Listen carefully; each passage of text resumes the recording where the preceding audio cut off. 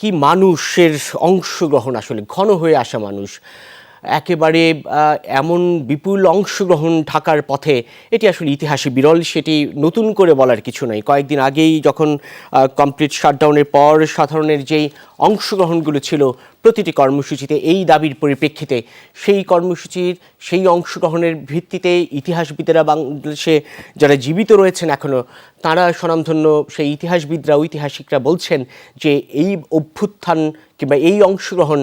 স্বাধীনতার পর কিংবা স্বাধীনতার আগে পরে মিলিয়ে এই উপমহাদেশে এক ধরনের বিরল ঘটনা। এবং সেই সঙ্গে এটিও বলতে হচ্ছে যে আরও একটি বিরল ঘটনা, সেটি হচ্ছে যে পরিমাণ সহিংসতার ঘটনা আসলে ঘটেছে। গতকালও ব্যাপক সহিংসতা ঘটেছে, হতাহতের ঘটনা ঘটেছে, নানা পক্ষের হতাহতের ঘটনা। যেই হতাহতের ঘটনা আসলে সাধারণকে এক ধরনের বিষাদে ভাসিয়েছে, শোকে ভাসিয়েছে, অবশ্যই সেই সঙ্গে দীপ্ত করেছে, উদ্দীপ্ত করেছে, যার প্রকাশ, বহিঃপ্রকাশ এই পথে পথে নামা মানুষের ঢল। সেই কথাই বারবার মনে করছে, তাদের উচ্ছ্বাস হয়তো বা স্পষ্ট হচ্ছে। এই স্পষ্ট হওয়াটা এই কারণে যে বিপুল সংখ্যক মানুষ পথে নামতে পেরেছেন, ঐক্যবদ্ধ হতে পেরেছেন, পথে নেমে এগিয়ে যেতে পেরেছেন, মার্চ ফরওয়ার্ড হতে পেরেছেন। কিন্তু সেই সঙ্গে তাদের এই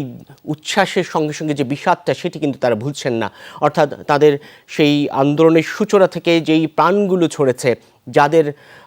নিহত হওয়ার ঘটনা কাঁদিয়েছে দেশবাসীকে,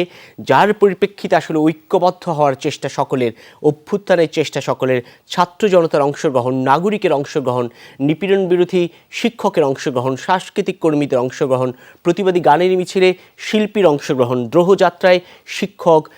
বুদ্ধিজীবী থেকে শুরু করে সাংবাদিক, পেশাজীবী, চিকিৎসক, প্রকৌশলী থেকে শুরু করে কোন পেশার মানুষ আসলে সেই যাত্রায় অংশ নেয়নি, সেটি এখন জিজ্ঞাসার বিষয়। তাদের সেই স্বতঃস্ফূর্ত অংশগ্রহণ, বিভিন্ন দেশের সকল শিল্পীদের অংশগ্রহণ, সেই দ্রোহযাত্রার সঙ্গে মিলে মিশিয়ে একাকার হয়ে যাওয়া স্বতঃস্ফূর্ততা, এটি আসলে অনস্বীকার্য। এই বাংলাদেশের ইতিহাসে যে প্রজন্ম এখন আছে, তাদের জন্য যেমনটি এটি এক ধরনের প্রেরণা হয়ে থাকবে, তাদের জন্য যেমন এক অভিজ্ঞতা হয়ে থাকবে, ঠিক তেমনি প্রাজ্ঞ যারা রয়েছেন, জ্যেষ্ঠ নাগরিক যারা রয়েছেন, তারা নিশ্চয়ই তাদের সে অতীত অভিজ্ঞতার কথা স্মরণ করে, মুক্তিযুদ্ধের কথা স্মরণ করে, মুক্তিযুদ্ধের চেতনার কথা স্মরণ করে, বৈষম্যমূলক ব্যবস্থা, সেই প্রথা দূর করে সাম্য, ন্যায্যতা, সামাজিক ন্যায় বিচারের কথা বা সেই চেতনার কথা স্মরণ করে আজ নিশ্চয়ই তারা আবেগে ভাসছেন। সেই আবেগের বহিঃপ্রকাশ হয়তো এই পথে যে পথে নেমেছে আসলে নবীন যেমনটি রয়েছে শিক্ষার্থী একেবারে, ঠিক তেমনি একজন শিশু রয়েছেন অভিভাবকের হাত ধরে নামা, ঠিক তেমনি বয়োজ্যেষ্ঠ একজন রয়েছেন। সব বয়সী মানুষের এক ধরনের বিপুল অংশগ্রহণ এই রাজধানী ঢাকার পথে প্রান্তরে, এবং সেটি আসলে শাহবাগে অভিমুখে যাত্রা। এবং কোন পথ দিয়ে কে যাচ্ছেন, কোন এলাকার মানুষ যাচ্ছেন, সেটি এখনই বলা যাচ্ছে না। কেননা মানুষ আসলে বিভিন্ন পয়েন্টে, যেমন দিনের শুরুতে তাদের অবস্থান নেওয়ার কথা ছিল, বিভিন্ন পয়েন্ট দিয়ে প্রবেশের কথা ছিল, এবং সেই কথাটি ছিল এই অর্থে যে এক ধরনের শঙ্কা ছিল, উৎকণ্ঠা ছিল, কি হয় না হয়। বিগত দিনের অভিজ্ঞতা থেকে, অর্থাৎ গত কয়েকদিনের অভিজ্ঞতা থেকে এক ধরনের সহিংসতার শঙ্কা ছিল, ব্যাপক পরিমাণে আইনশৃঙ্খলা রক্ষাকারী বাহিনীর কঠোর তৎপরতার শঙ্কা ছিল, সাধারণের মধ্যে ভয় ছিল অনেকের। এবং সব ভয়কে জয় করে যেমন বিগত দিনগুলোতে তারা পথে নেমেছেন, মুখোমুখি হয়েছেন, সাহস নিয়ে এগিয়েছেন তাদের দাবি আদায়ের লক্ষ্যে, সেটির যেন আরেক বাস্তব প্রতিফলন। যখন গতকাল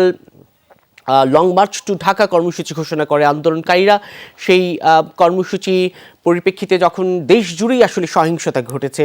শতাধিক নিহতের ঘটনা ঘটেছে, যেই সংখ্যা এখনও বাড়ছে গতকালকে ঘটনার পরিপ্রেক্ষিতে, তখন কিন্তু এই কর্মসূচির, অর্থাৎ আজকের যেই মার্চ টু ঢাকা কর্মসূচি, সেটি আগামীকাল অনুষ্ঠিত হওয়ার কথা ছিল। পরবর্তীতে আন্দোলনকারীরা কারফিউ ঘোষণা এবং এই হতাহতের ঘটনার পরিপ্রেক্ষিতে তারা এই মার্চ টু ঢাকা কর্মসূচি আজকে, অর্থাৎ একদিন এগিয়ে আনে, এবং সব শঙ্কা, ভয়, উৎকণ্ঠা দূর করে গতকাল রাত থেকেই অনেকেই যে যার মতো, যেভাবে যেখান থেকে যেই চিন্তা চেতনা নিজে ধারণ করেন না কেন, এই কর্মসূচির সঙ্গে, এই দাবির সঙ্গে একাত্মতা পোষণ করে তারা পথে নেমেছেন এবং রাজধানী অভিমুখে রওনা হয়েছেন, রাজধানীতে এসেছেন এবং এগিয়ে চলছেন দৃপ্ত পায়ে তারা তাদের দাবি আদায়ের বা দাবি আদায়ের লক্ষ্যে দাবি আদায় পূরণে তাদের সেই অঙ্গীকারের জায়গা থেকে। যেটি বলছিলাম, আমাদের সহকর্মীরাও দিনভরে আসলে যখন থেকে আসলে আমরা দেখাচ্ছিলাম এই চিত্রটি এই পথে পথে, তখন তারা বলছিল যে দিনের শুরুতে আইনশৃঙ্খলা রক্ষাকারী বাহিনীর কিংবা সেনাবাহিনীর যে কারফিউ সেটি নিয়ন্ত্রণে বা সেটি বজায় রাখার জন্য যে কঠোর তৎপরতা ছিল, পরবর্তীতে মানুষের ঢল প্রত্যেকের এক ধরনের পারস্পরিক সহযোগিতার ভিত্তিতে বলা চলে শান্তিপূর্ণভাবে এই ঢল রাজপথে এগিয়ে যেতে পেরেছে এবং অপ্রীতিকর ঘটনা যতটা এড়ানোর চেষ্টা ছিল সেটি যেন এক ধরনের প্রতিফলন ঘটেছে এবং উচ্ছ্বাস স্পষ্ট। কিন্তু যেটি বারবার বলছি যে এই উচ্ছ্বাসের পেছনে আসলে রয়েছে বিষাদ। এই উচ্ছ্বাসের পেছনে একজন আবু সাঈদ, একজন মুগ্ধ, একজন তাহমিদ, একজন প্রিয়াগোপ থেকে শুরু করে আরও অনেক অনেক অনেক অনেক প্রাণের ত্যাগটি স্পষ্ট এবং তারা নিশ্চয়ই সেই হত্যাকাণ্ডের বিচারের দাবির পরিপ্রেক্ষিতে আজকের যে এক দফা দাবি, যেটি তাদের ভাষায় শেখ হাসিনার পতন ও ফ্যাসিবাদী ব্যবস্থার বিলোপ, এই যে ছাত্র নাগরিক অভ্যুত্থান, যেটিকে জ্যেষ্ঠ নাগরিকরা বলছিলেন এক ধরনের অন্যরকম অভূতপূর্ব গণ অভ্যুত্থান, এইটিকে শিক্ষার্থীরা বলছে ছাত্র নাগরিক অভ্যুত্থান। সেখানটায় নিঃসন্দেহেই সব শ্রেণী পেশার, সব পেশাজীবী মানুষের, সব ধরনের মানুষের যে একাত্মতা পোষণ করা এবং এক প্রকার নানান ধরনের ভয় ভীতি সেসবের বিপরীতে দাঁড়িয়ে বুক ফুলিয়ে উচ্চারণ করা এই দাবির কথা, বুক ফুলিয়ে পথে নামা এই দাবি উচ্চারণে বা দাবি পূরণের ক্ষেত্রে সেটি নানানভাবে বলা চলে এক অন্যরকম সাহস জুগিয়েছে গোটা দেশবাসীকে। প্রথমেই বলতে হয় শিক্ষার্থীদের কথা, যে শিক্ষার্থীদের অদম্য সাহস, যে শিক্ষার্থীদের দুঃসাহস, যে শিক্ষার্থীদের ব্যাপক দীপ্ত স্পৃহা এবং তাদের যে আকাঙ্ক্ষা পূরণের যে চেষ্টা, সেটির যেমন বহিঃপ্রকাশ করেছে পথে ত্যাগে, আত্মত্যাগের মধ্য দিয়ে। তার পরিপ্রেক্ষিতে শিক্ষকরা, অর্থাৎ তাদের যে অভিভাবক যারা, আমরা শিক্ষকদের প্রতি শিক্ষার্থীদের সেই শ্রদ্ধাটুকু প্রকাশের কথাও জেনেছি, সেই শ্রদ্ধা প্রকাশের রূপটাও দেখেছি বিগত কয়েকদিনে এবং সেই শিক্ষকরা এগিয়েছেন, হাত বাড়িয়েছেন শিক্ষার্থীদের সঙ্গে, তারা পথে নেমেছেন ব্যানার হাতে। যেমন কলাভবন থেকে শুরু করে জাহাঙ্গীরনগর থেকে, ঢাকা বিশ্ববিদ্যালয় কলাভবন থেকে শুরু করে জাহাঙ্গীরনগর বিশ্ববিদ্যালয় থেকে, খুলনা বিশ্ববিদ্যালয় থেকে, বিভিন্ন বিশ্ববিদ্যালয়ের প্রাঙ্গণে, রাজশাহী বিশ্ববিদ্যালয়ের শিক্ষার্থীরা কেঁদেছেন, তারা হাহাকার করেছেন। তাদের হাহাকার স্পষ্ট, তারা তাদের শিক্ষার্থীদের রক্ষা করতে পারছেন না, এক ধরনের বেদনার কথা তারা তুলে ধরেছেন, ফুটিয়ে তুলেছেন বিভিন্ন সময়ে।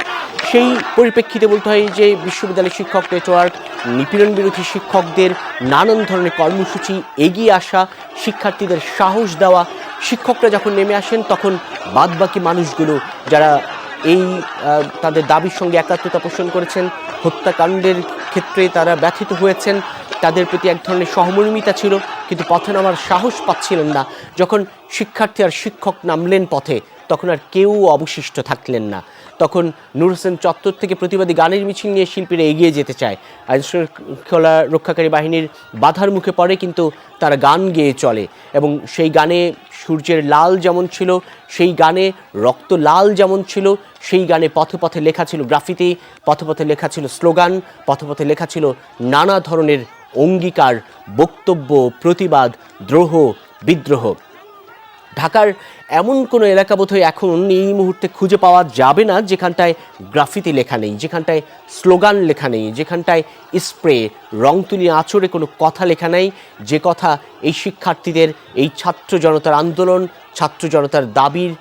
প্রতিরূপ হয়ে, চরিত্র হয়ে, ছাত্র জনতার সঙ্গে একাত্মতা পোষণ করে বহিঃপ্রকাশ বা ছাত্র জনতার কথাই আসলে প্রতিফলিত করে না বা প্রতিফলন ঘটায় না, এরকম কোনো কথা বোধহয় পথ বোধহয় নেই। ঢাকা চট্টগ্রাম মহাসড়ক থেকে শুরু করে, ঢাকা ময়মনসিংহ মহাসড়ক থেকে শুরু করে বিভিন্ন অঞ্চল, আসলে কোনো নির্দিষ্ট করে কোনো এলাকার কথা বলা এখন এই মুহূর্তে খুবই মুশকিল যে আসলে দেশের কোন প্রান্ত এই আন্দোলনের সঙ্গে সংহতি জানায়নি, এই প্রশ্নটি বোধহয় করার অবকাশ নেই। কেননা স্বতঃস্ফূর্ততা স্পষ্ট করে দিয়েছে নানা ধরনের গুজব, প্রতিবন্ধকতা, বাধা, সব কিছুর মুখে আসলে শিক্ষার্থী, সাধারণ মানুষ, সাধারণ জনতা, সব পেশাজীবীর যে স্বতঃস্ফূর্ততা, সেটি একেবারে সাফল্যের দ্বার প্রান্তে, সেটি যেন এক বহিঃপ্রকাশ করছে। সহকর্মী রাশেদ নিজাম আমাদের সঙ্গে এর আগে যুক্ত হয়েছিলেন, আবারও যুক্ত হচ্ছেন, রয়েছেন ঢাকা বিশ্ববিদ্যালয়ের রাজু ভাস্কর্যে, সেই রাজু ভাস্কর্যে, ঐতিহাসিক রাজু ভাস্কর্যে।